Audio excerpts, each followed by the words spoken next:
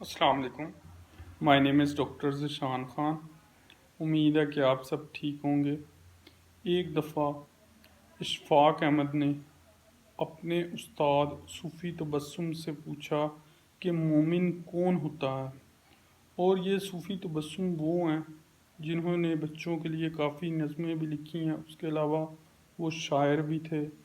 ان میں سے ایک بہت مشہور نظم ایک تھا لڑکا ٹوٹ بٹوٹ بھی شامل ہے. اور وہ جی سی یونیورسٹی لاہور میں پروفیسر بھی رہ چکے ہیں. تو جب اشفاق احمد نے صوفی تبسم سے پوچھا کہ مومن کون ہوتا ہے تو اس پر صوفی تبسم نے کہا کہ مومن وہ ہوتا ہے جس کے ہاتھ گندے ہوں اور دل صاف ہو. تو یہ بات سن کر اشفاق احمد نے صوفی تبسم سے پوچھا کہ استاد محترم اس کا کیا مطلب ہے؟ کوئی سمجھ نہیں آئی آپ کی بات کی. تو اس پر صوفی تبسم نے کہا کہ بیسیکلی مومن وہ شخص ہوگا جو دوسروں کے لیے کام کرے گا جس کی وجہ سے اس کے ہاتھ گندے ہوں گے. یعنی اگر وہ دوسرے کے گھر بنانے میں اس کی مدد کرتا ہے، اینٹیں اٹھا کر دیتا ہے تو اس کے ہاتھ گندے ہوں گے. یا اگر کوئی شخص روتا ہے تو وہ اس کے آنسو صاف کرتا ہے تو اس کے ہاتھ گندے ہوں گے.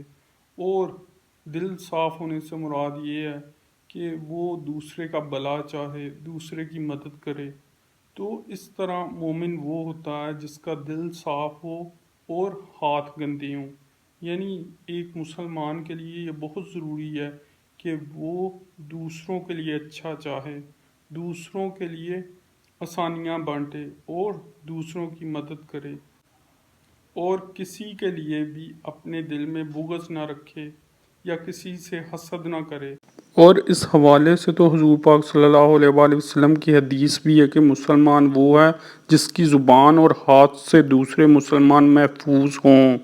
تو اس طرح وہ اپنی پہچان بحیثیت مومن، بحیثیت مسلمان برقرار رکھتا ہے.